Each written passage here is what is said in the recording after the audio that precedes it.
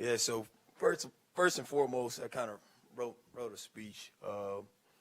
It's not gonna be too long, but when I think about my career, man, it has been a blessing. I remember when me and my cousin Josh Brown, we were like 8 years old, and I used to always tell him, I'm gonna make it to the NFL. I'm gonna make it to the NFL. And then, if you ask everybody in my community, if they remember me, they say, man, I remember that little 8-year-old skinny kid that was running around saying that he was going to make it to the NFL, right? And when I got to college, I remember my cousin, I was telling him, I said, man, I got this dream. I got this dream. And so I wrote it, and it goes, it all started with a dream of making something of myself, a dream that no matter the circumstances I was born into, that I could attain anything I put my mind to. I was determined to make it, determined to change the dynamic of my family financials, and determined to be the example for the younger generation that if he can make it, so can I. Well, I'm proud to stand up here and tell you, Coach Z, I'm proud to tell you, I'm proud to stand up here before you guys and say that I chased down that dream and it was one hell of a ride. God is great. And I know that without him being my protector and guiding me throughout this journey, none of this would be possible.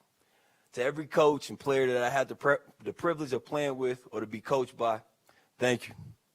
To every fan base that I had, Broncos country, to every fan base that I had the pleasure of playing for, in front of, that rooted me on every game, thank you. To my hometown of Belleville, Texas, the city that I am a product of, the city that instilled the passion and pride that I played with my whole career, thank you. To Southern Methodist University, Phil Bennett, June Jones, and most importantly, my receivers coach, Larry Edmondson, who changed my life, the guy who came in a small town of Belleville, Texas, and believed in me, saw something in me that I didn't even see in myself, that recruited me and got me that SMU. Thank you. To the city of Pittsburgh and the Steelers organization, Mike Tomlin, Kevin Colbert, and the Rooney family, just to name a few, thank you for drafting me to an incredible organization that allowed my career to get off to a great start. To the city of Denver and the Broncos organization, John Elway, Peyton Manning, the Bowling family, just to name a few. Thank you for embracing me for 6 years. Those were some of the best years of my life. I'll never forget hoisting that Lombardi trophy and riding on that fire truck next to my son and Demaryius Thomas during the parade with 1 million people in attendance. That was one of the best days of my life. The memories in this building I will cherish forever. To the 49ers, Saints, and Bills organization, thank you. I went to every one of you guys' organizations and hope that I can help you guys win a world championship. And I'm sorry that we fell short in those years. The memories, the battles, the laughs, the friendships that I made in those years, I'll forever cherish. To my family and friends that rooted me on and had my back through thick and thin, thank you. You know who you are. To my grandmother, Josie Sanders, I love you. You know how much I appreciate you. We've been through a lot. And as a child, you told me that I was the man of the house, and now all your bills are paid for. I took pride in that responsibility and now to see you living your best life and stress-free is one of my greatest accomplishments. To my Uncle Howard, my coach since I was 7 years old, you know without you, Uncle, I probably wouldn't have made it. I'll never forget what you told me when I was struggling as a youth, feeling sorry for myself. You told me the world doesn't owe me anything, and that anything I want, I have to go get it on my own. I thank you for that. I went and got it, as you can see. To my wife, Gabriella, thank you. You are my rock. You are my backbone. Throughout my career, you made everything so easy for me. All I had to do was play football, and you took care of everything else. I appreciate you greatly, and I love you. To my kids, Princeton and Zoe. Look, he's over there smiling. Thank you for being my motivation, and always after long days of work, when I would get home and being upset over a drop pass, or Coach Z getting on me, telling me to go harder, or just something. And Coach Z, you know I love you. Thank you for always being there at the door, even when I'm down, saying, who cares, Dad? Who cares? Take me to go and get ice cream. Or Zoe telling me, Dad, let's go play Barbies or play outside or something. I thank you guys for that. I'm a stickler, and you guys gave me balance. To my dad, Joe Shallow, thank you. I love you, Pop. And last but not least, to my mother, Stephanie Sanders, who passed away my second year in the NFL. I love you, and I thank you. I know you're smiling down on me all the time. I know you saw me making it to the NFL, but I'm here to tell you that your baby boy has also had one hell of a career. I'm walking away after 12 years, several Super Bowl appearances, Pro Bowls, and as a Super Bowl champion. I know you're proud, and that was always one of my goals. Again, thank you to everyone who helped me attain my dream. Thank you, Emmanuel. We'll start off with the first question from Mike Chris. Yeah, Emmanuel, I know you got knocked around a little bit here and there over your career, but it seemed like you still had a little more gas in the tank. Yeah. Why call it? I mean, when is ever a right time? For me, like, I was thinking, like, I knew that was going to be the first question. I've been doing this a long time. And everybody, even the Bills, I had a couple teams reach out. And I told myself, I said, when is it ever a right time for me to hang it up? What is it for me to go out and get hurt, for me to be like I'm done? But even how I'm built, me getting hurt, what am I risking? What is it worth? I got 2 kids. I got a beautiful wife. I have something that's bigger than football. And I want to see my grandkids and my kids have kids, and I want to see them grow old, and I want to grow old. And the game of football is tough on the body, and I lost a close friend, and we all know him, Demaryius Thomas. And for me, it's about longevity of life now. Mike, I had a heck of a career, dude. 12 years. I've been to 3 Super Bowls, and to me, I feel like, what else do I have to prove? What else do I have to prove? Now, I wake up in the morning and I'm dropping the kids off at school. I'm making sandwiches for my daughter. You know what I mean? And I see the beauty in that, and I'm happy. So, for me, like, there's never really a right time to hang it up, but I'm happy to hang it up now, and I'm content with hanging it up now. Congrats on a great career. I think the question, because we have ideas of what we think you might do, but Yeah. what's next? TV. I'm gonna do TV. So you guys will be seeing me on the tube, and I'll be here supporting the Broncos. But I got a TV gig lined up. So Can you share where that is? I don't know about that yet. We still haven't got the contract, so I'm waiting on the contract to come. But yeah, I'll definitely get into television. Once it's all said and done.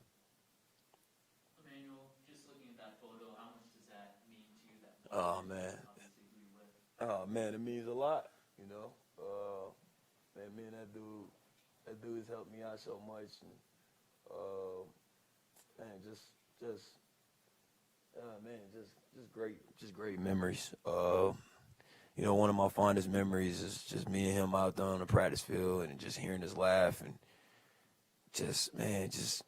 dude, he really did. Like, Peyton took my game to another level, but Demaryius took my game to another level too, because he didn't say much, but he would walk up to you real quiet and tell you just little stuff that he would see. And then just from a friendship standpoint, just always there. I knew that I could call him at 2 in the morning, 3 in the morning. If I had anything, he's going to pick up and he's going to be there for me. And so, that picture right there just goes to show, man.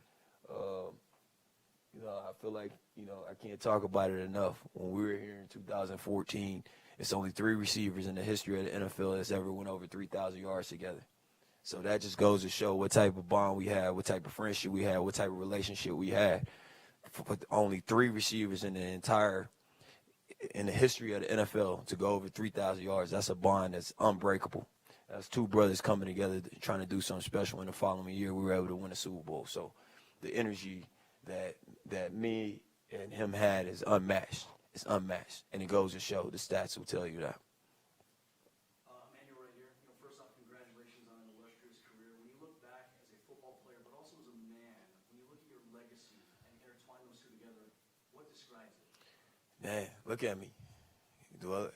Anytime I go out in public, the first thing somebody tells me, you do not look like an NFL football player. No way you're an NFL football player. Hey, go put on YouTube. You'll see. Coming across the middle, I'm taking every hit. I'm making every catch. I came into the league. I remember when I came into the league, they said I was going to be a 4th, 5th receiver. At the time, there was no outside receivers. All of them was 6'2", 6'3", 6'4", big receivers. Came in with a guy, Antonio Brown, 5'11", me, 5'11". Antonio Brown was almost 190. I'm 175. But I tell people all the time, you can measure my hands, you can measure my feet, you can measure my arms, you can't measure my heart. And that's what I play with. I play with my heart. I was willing to do whatever, put it on the line and go and try to get a win, make the crowd roar, make the plays necessary.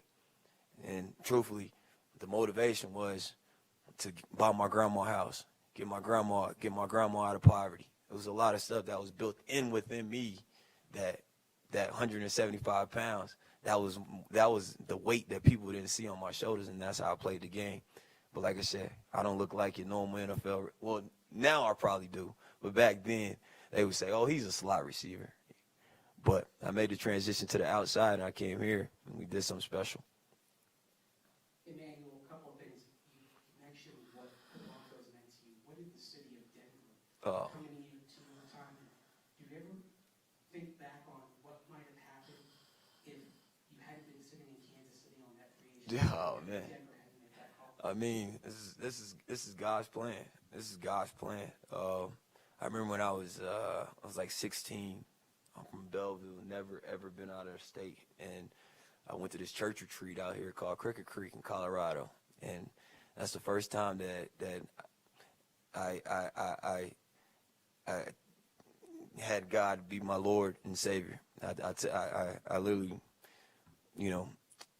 pretty much got baptized, and all of a sudden I get to Kansas City, and I knew I wanted to come here because of Peyton and everything that they had, but I didn't get a call from John Elway, so I'm sitting there in the Kansas City Chiefs facility, and I get that call. But like I said, it was all God's plan, because truthfully, when I touched down in the city, it was electrifying. It was electrifying, the energy that was here. I remember my first preseason game, I think I had 2 touchdowns for over 100 yards. I had 2 touchdowns for over 100 yards, and that was just in the first half. And I remember going in the locker room, and I went straight to the bathroom. People was like, "What the heck is wrong with this dude?" And I remember sitting there crying in the stall, thanking God, because I knew that this was a place that he sent me here, and I knew that I was going to do something special. And I've never told that story, but that's the God honest truth, because I knew that this was where I was supposed to be. And I knew that the city of Denver was where I was supposed to be, and the people embraced me. And I loved them, and I know that they love me, and the love is mutual. You mentioned that 2014 season. I mean, how did that year and the next season, those 2 years in Peyton especially, just change the trajectory of your career? It took off. Playing with Peyton, 2014, was able to go to a Pro Bowl.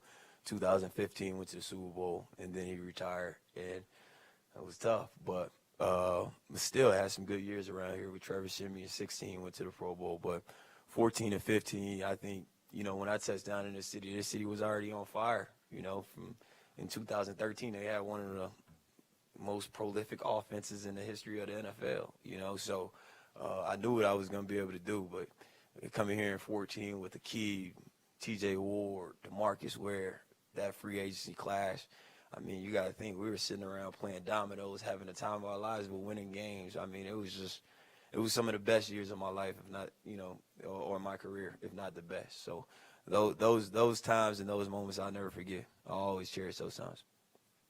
Emmanuel, going back to the Kansas City visit, Mm-hmm. you told me one time, I asked you how close were you to signing, and you said 20 minutes. Yeah. Was it really that? No, it was. It was. I remember Andy Reid had left, and I don't want to keep talking about this story, but Andy Reid had left, and I'm sitting there, and we were trying to work out the logistics, because I wanted to sign a 3-year. They wanted me to sign a 4, and I told them, no, I'm only signing a 3. So Andy Reid leaves. He thinks I'm signing with the Chiefs. All of a sudden, I'm telling him, I get the call in the facility that, I can go to Denver. I tell him I'm going to Denver. So I'm there in their facility. And I remember telling him, I kind of want to just go back to my hotel and figure out the situation. I don't know what I want to do. I might sign. I don't know. But I was just trying to get out of there so I can go really celebrate, because I'm about to go play with Peyton freaking Manning, the sheriff. You know what I mean? So they wouldn't let me out of the facility. So I remember trying to leave, and I remember Andy Reid, I see his car just flying down, right? It was flying down. He hopped out what is going on? And, I don't care to go into too many crazy details, but that's just how close it was, because I was literally sitting in that room like, I'm about to sign. I remember calling all my family. I told them I'm about to sign with the Chiefs, and it didn't happen. You know, I ended up coming here, which is the best thing ever. Emmanuel, this year's Broncos obviously have Super Bowl aspirations. What would you tell this group that they could learn from that Super Bowl 50 team or that they need to know as we go into this year? Man, it's gonna be ups and downs. You're gonna have to gel as a team. You're gonna have to believe in each other. Offense and defense, special teams, everybody has to play off each other. It just can't just be one-sided. And I mean, truthfully, it's one of those situations where I remember when we got in the playoffs, I was just like, you know, if I'm gonna give it my all, but at the end of the day, if it's part of our destiny, it's part of our destiny. But man, that team, we had fun. We hung out all the time outside. We had a guy by the name of Von Miller. And we would hang out all the time. I mean, our camaraderie on the field was the same as off the field. And then, I mean, just from and they don't have to do this, but that 2015 team, we were crazy, dude. Like, truthfully, we were crazy. Like, you know how much money we spent on just clothes and just, like, I think Sports Illustrated named us the most fashionable team or something. Like, Talib would come in with an outfit, or TJ Ward or Vaughn would come in, or DT would come in an outfit, and we would have like a pot of saying, okay, you're the best dressed this week. So I'm like, I got to top them next week, you know. But we had fun. And, you know, one of my most fondest memories, too, is I remember all of us had the jewelry, and Peyton would come in, and Peyton said, I want to try on the jewelry. So we all took our jewelry off and put it on Peyton, and Peyton sitting there with all the jewelry on. And man, I don't know, it was just a special group. It was a special group. And in order to do something special, you got to come together and be special. And, you know, sometimes it just starts with one or two people saying that we're going to be special and start to change everybody. And so that's why we were able to do it. Emmanuel, on that same tip, Courtland Sutton's now a captain. Yeah. So, did you view yourself? Of course, you had the famous fight with him and the whole thing, but Yeah. I would assume you're Wait. I don't stop. Hey, but you want to know what's crazy? That's my boy now. That's my boy. We talked on the phone like 2 weeks ago. So, it was nice. Yeah, exactly. TV's a good idea. My question is, what kind of mentor guidance would you give Courtland to get back to what you just talked about? Yeah. What would you say? I don't have to give Courtland anything. Courtland's a man. Courtland's a man. Am I right, Cozy? You should see this guy play ball. All the guys have to do, if it's somebody that's coming into the Broncos organization on this team, go put on the film and watch Courtland Sutton play. Every single play, he's going 100% every single rep. He's a guy that I'm saying that the Broncos is the example that can make this play special. Because how can you practice bad when you sitting up here looking at this guy and saying, man, look at this guy go hard. Look at the accolades he's attaining. Why am I going half speed, right? And so that's why he's a captain, because he's a great example. And he will continuously be that, because that's just how Courtland is. He's a man. What does it mean to be tough to you? I mean, tough to me is, you got the mental aspect of it, you got the physical aspect. The mental aspect is the will. For me, it's the will. What are you willing to do, right? The physical is, how much pain can you take and how much pain could you tolerate in order to keep playing this game? And so for me, it was both aspects. It was a lot of times where I would go out in the games and I'm hurt, but I'm like, I don't care, because my will and my mental toughness overcame my physical toughness. And so it's a mindset thing, 100%. And, you know, Coach Z will talk about it all the time. I keep pointing at him because this dude, when it comes to mindset, he got more speeches and more quotes than anybody I know in terms of mental toughness. And he has the right mindset, and he knows exactly what I mean by that. A couple of junior reporters in the back here. Oh, Lord. Who is this guy? Coming back to the Broncos facility, does it bring back memories? Yeah, it brings back a lot of memories. It brings back a lot of memories. Even seeing those Super Bowls, you know what I mean? Does it bring back memories for you? Yeah, because you was a little kid running around. Zoe, you're a little kid. And now look at us. This is beautiful. This is beautiful. What do you want your legacy as a Like I said, 5'11", 175 pounds.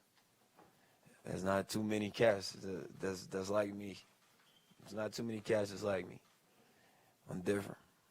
Truthfully, pound for pound, I feel like I'm the champ. Pound for pound. And I'm proud of that. I'm proud of 5'11", 175 pounds, sometimes 173 pounds. I'm proud of that. That's a mindset thing. That's the mental toughness thing. I'm proud of that, right? It's big plays. At one point, you can sit back and say, this guy, 5'11", 173 pounds, went all the way to the Super Bowl, won a Super Bowl from Belleville, Texas, stood at the top of the mountain. That's a mindset thing. That's a physical thing. That's different. I'm different, and I take pride in that. Time for a few more. Mike Quiss, Zach Stevens, and Kyle Newton. Yeah, Emmanuel, you were drafted 3 rounds ahead of Antonio Brown in that great Steelers 2010 draft. And then you came here and you were with Demarius. Was it difficult being kind of the other guy, or did you learn to accept maybe being the quintessential number 2? Yeah, I was willing to accept that. I mean, even for me, when I was with Antonio Brown, I mean, I remember going to war with this guy because Mike Tomlin came out with a quote, I got 2 dogs and I got 1 bone. So he said, I got 2 dogs and pretty much I got 1 helmet, and whoever battles it out during practice will get the helmet that week. That made me stronger. That made me better. Not only that, going against Antonio Brown, you could arguably say Antonio Brown of a stretch was one of the greatest receivers of all time. That's who I was going up against. So then when I got here, I saw Demarius, I sit back and say, oh, man, this guy is special. But I told him, I said, you're Batman, but I'm going to be the best Robin you've ever had, because that's a team. A team coming together and be special. 2 receivers coming together for me to be the other guy.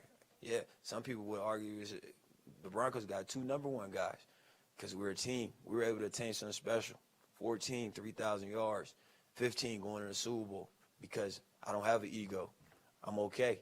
I knew who I was. I was still able to go to the Pro Bowl. Both of us made it to the Pro Bowl in the same year. That's a team. When you talk about this Broncos team and want to win a championship, that's a team. That's everybody. Jerry Jeudy, Cortland Sutton, everybody coming together as one, saying it doesn't matter who get the stats. We can all. It's a lot of food out there for everybody to go get if we do the right thing. That's a team.